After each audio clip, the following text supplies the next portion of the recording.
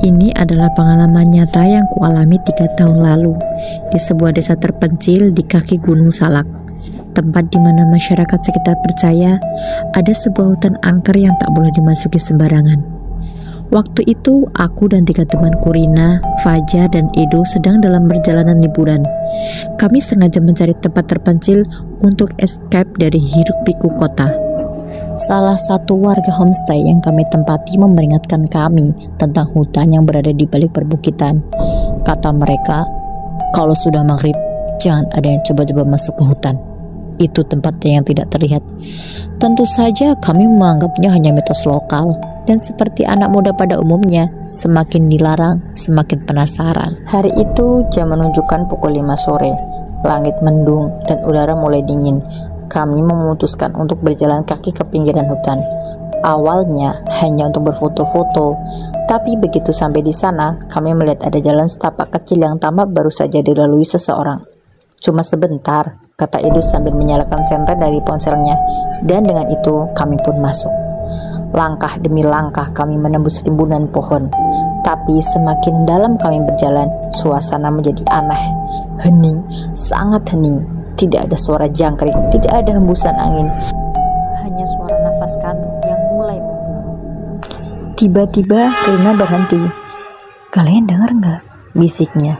Kami diam, lalu terdengar suara tangisan pelan seperti suara anak kecil, terdengar dari balik semak-semak. Fajar menyorot ke arah suara itu. Tak ada siapa-siapa, tapi suara itu tetap terdengar, semakin dekat. Tanpa aba-aba, kami mulai panik. Kami berlari kembali ke arah datang. Tapi ini yang paling mengerikan. Jalan setapak yang kami lewat tadi tidak ada.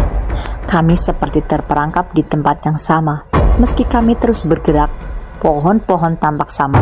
Akar-akar besar seperti menjulur dari tanah, mencoba meraih kaki kami.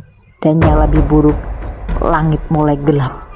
Edo yang paling berani di antara kami memanjat batu besar untuk mencoba mencari arah. Dia terdiam, wajahnya pucat. "Ada yang ngeliatin kita," bisiknya.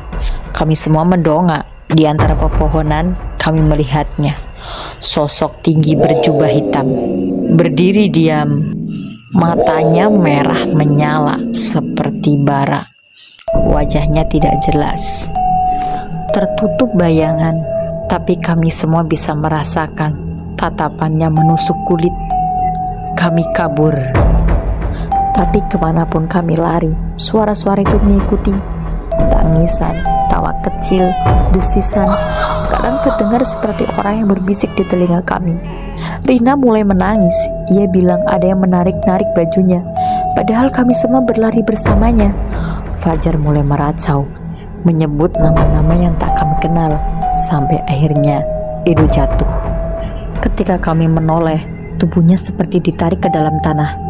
Kami mencoba menolong, tapi ada tangan-tangan hitam muncul dari tanah, mencengkram tubuhnya. Kami menjerit. "Aku gak mau mati di sini," teriak Rina, dan ia berlari tak tentu arah. Aku dan Fajar mencoba mengejarnya, tapi kabut mulai turun, tebal dan dingin. Dalam hitungan detik, kami terpisah.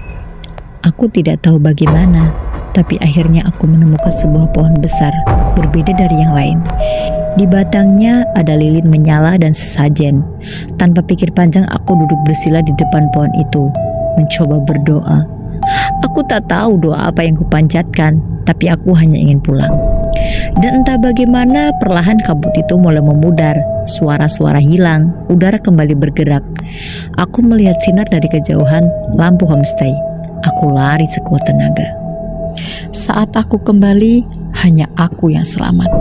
Fajar ditemukan esok harinya, duduk linglung di pinggir sawah, tak bisa bicara hingga kini. Rina hilang tanpa jejak. Dan Edo yang paling berani di antara kami, namanya terpahat di batu nisan yang baru saja dibuat oleh warga. Tubuhnya ditemukan terkubur sebagian, hanya separuh di tengah hutan. Kini, setiap kali aku mendengar suara tangisan anak kecil atau bau tanah basah yang tak wajar, aku kembali mengingat hutan itu. Hutan yang tak bisa dijelaskan oleh akal manusia. Jadi, Jika kau sedang bepergian ke tempat asing dan seseorang memperingatkanmu untuk tidak masuk ke hutan tertentu, dengarkan. Jangan ulangi kesalahan kami, karena tak semua yang terlihat kosong benar-benar kosong.